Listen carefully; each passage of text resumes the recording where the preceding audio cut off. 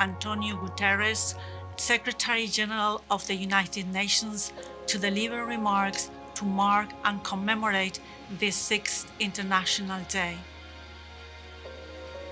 Excellencies, dear friends, we come together to remember the victims and survivors of terrorism, to stand with the families changed forever, and to resolve to build a more peaceful future together. The theme of this year's International Day of Remembrance and tribute to the victims of terrorism is Legacy, Finding Hope and Building a Peaceful Future. On this day, we pay our respects to all those lost or harmed through terrorist attacks around the world. We pay tribute to the extraordinary work of those victims and survivors who have resolved to use their experiences to bring about change. And we welcome the launch of the Legacy Project, which is helping their testimonies be heard around the world. Let us all commit to support victims and survivors, to amplify their voices, to work together to ensure that the lives taken and changed by terrorism are never forgotten, and to build a better future for us all. Thank you. Thank you, Mr. Guterres, for your important words today and for reminding us to work together towards a better future. It is my pleasure now to introduce our partner and friend, Mr. Vladimir Voronkov, and the Secretary General of the United Nations Office of Counter-Terrorism, who will deliver opening remarks and launch the United Nations Counter-Terrorism Center's Legacy Project, an interactive documentary gallery highlighting the stories and legacies of victims of terrorism. Mr. Voronkov, the floor is yours. Excellencies, ladies and gentlemen, dear friends, today we commemorate the 6th International Day of Remembrance of and tribute to the victims of terrorism. Terrorism continues to threaten peace and security, leaving in its wake hundreds of thousands of victims and survivors. Defeating this scourge to prevent future victims is crucial.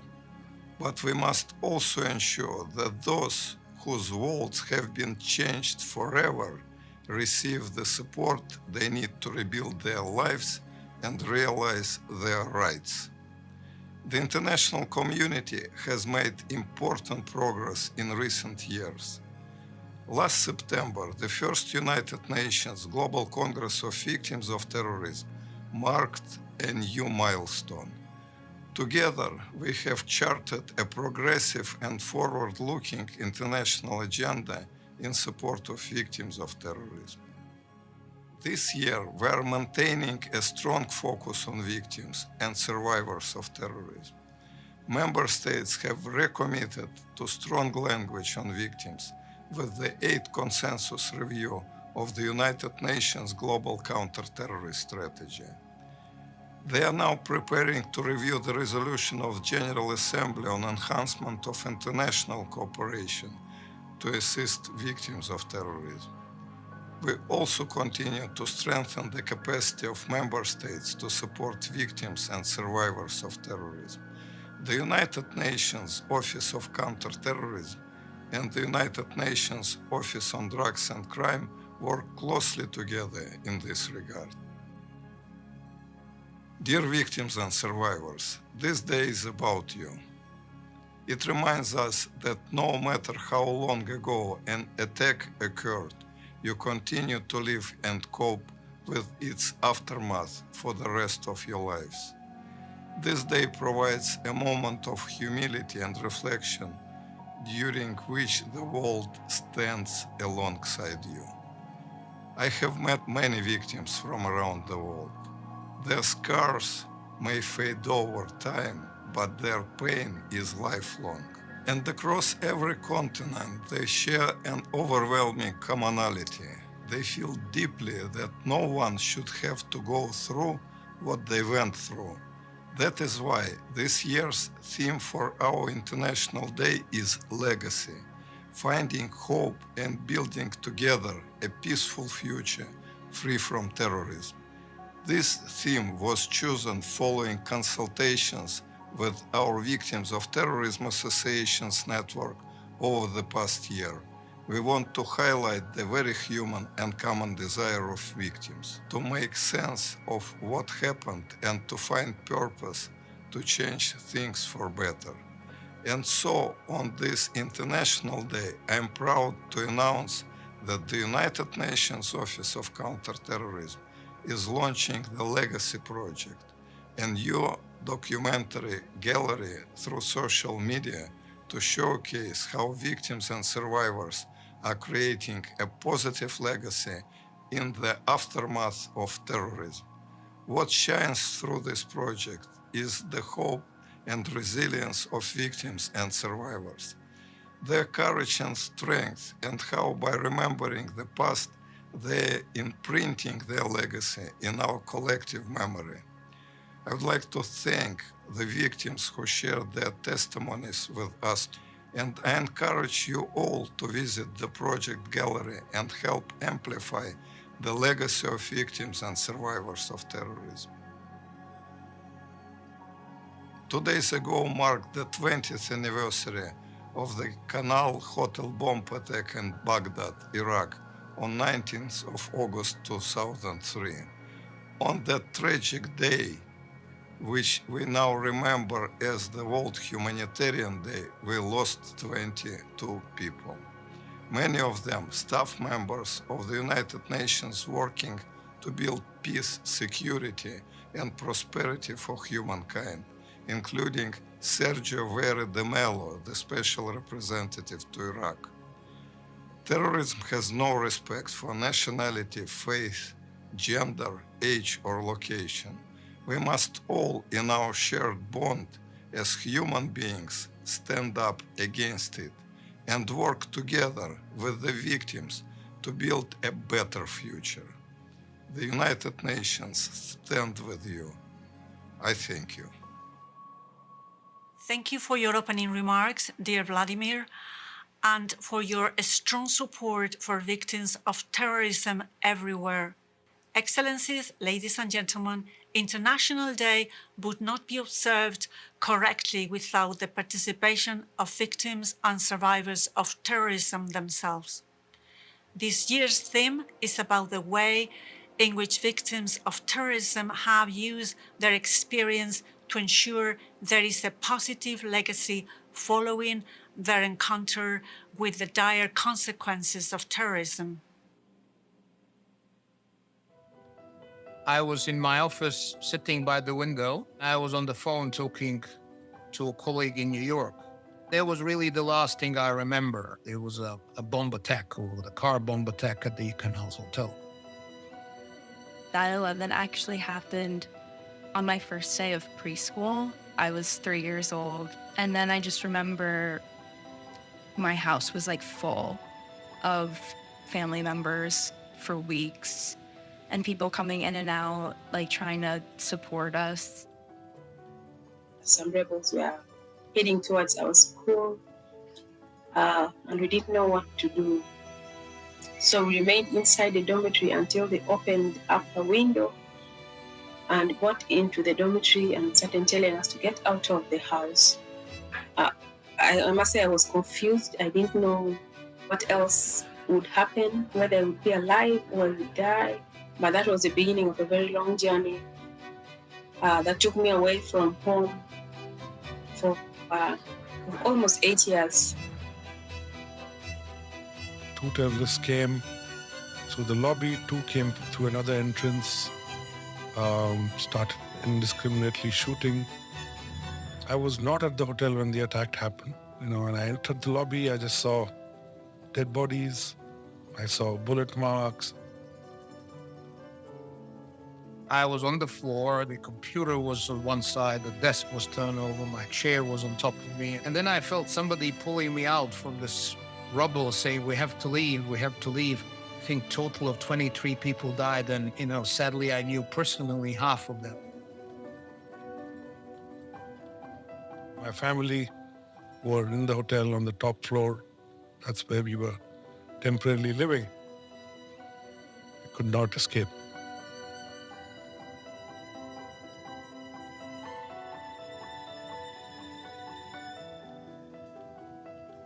He was just like a great guy, was very loyal, and would be there for you if you needed him. Every single person who I've met who has known him always says that. He would stop what he was doing, he'd get out of bed and be there for you.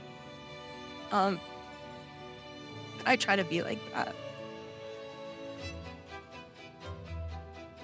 Keeping his legacy alive is important to me because it's important to keep talking about my pain so other people know that there's other people out there who relate. Signifies all of our like universal pain and loss, and for the United Nations to recognize that is, I think, really beautiful and important, recognizing all of our lost loved ones and all of our shared pain as well.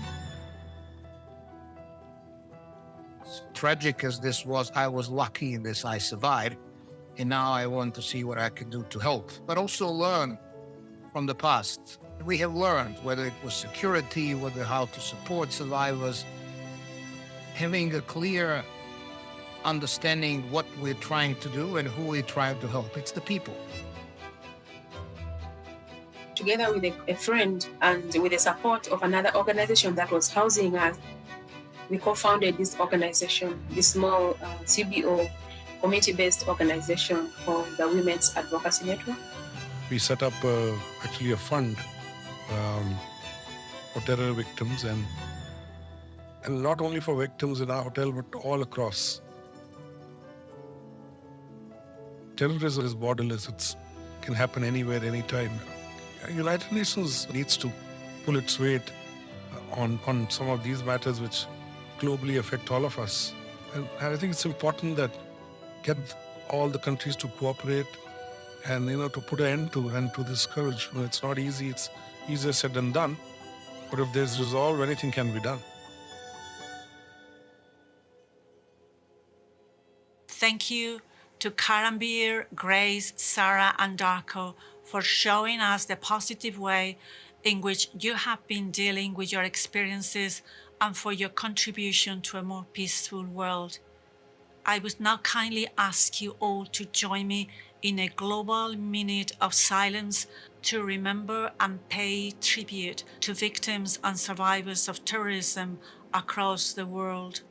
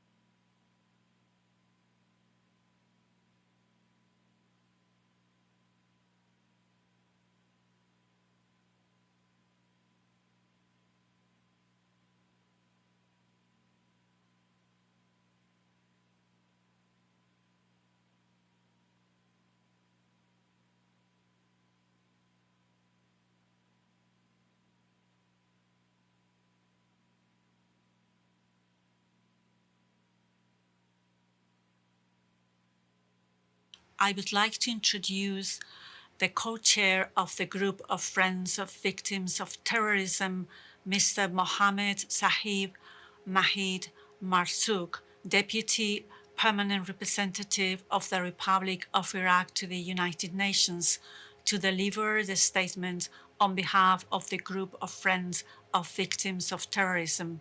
Mr. Marzouk, the floor is yours.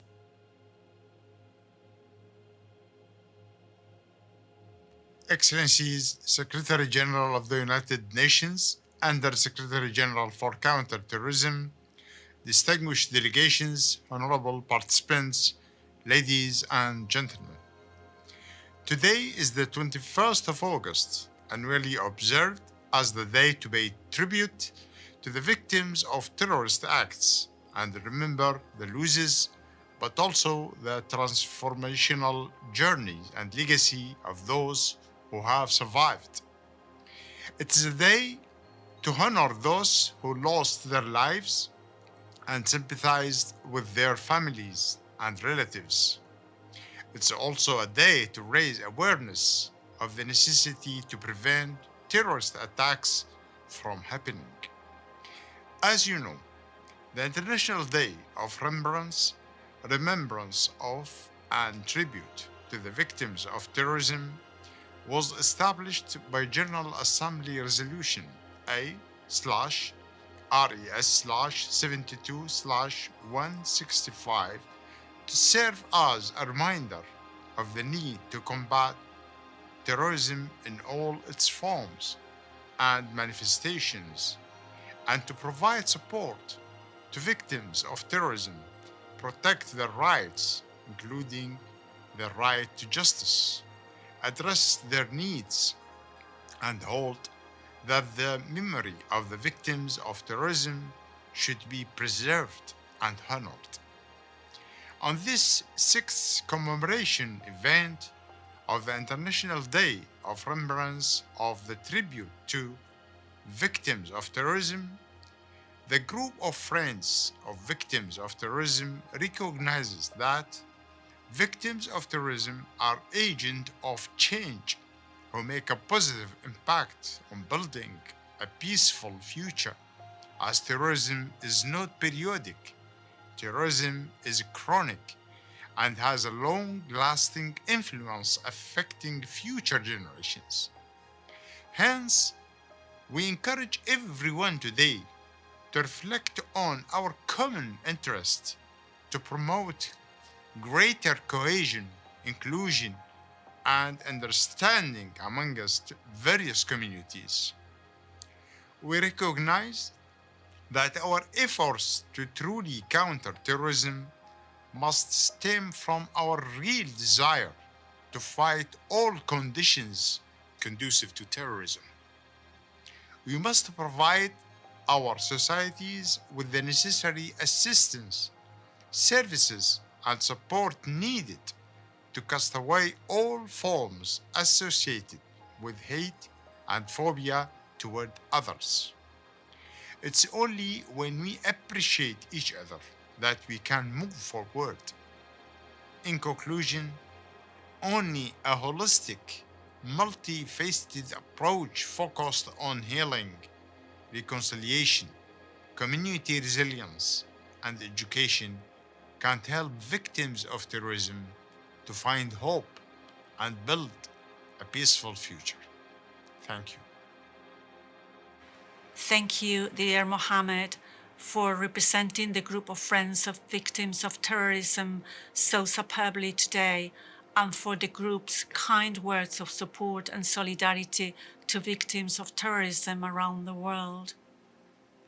We will now conclude today's event with a short film on the United Nations Victims of Terrorism Solidarity Tree.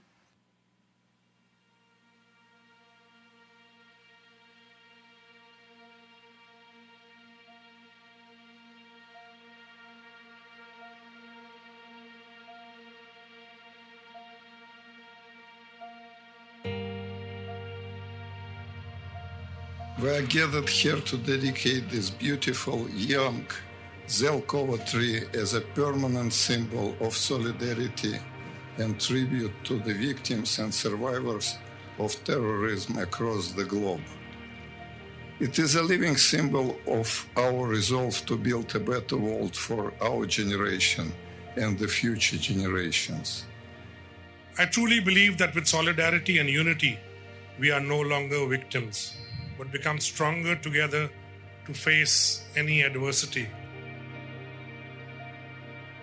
Although nothing could ever replace the void left by the loss of my father, I now have a network of people whom I can turn to in times of need and who I know understand me more than most people ever will. We will not forget them. We will continue to speak for those who can no longer speak.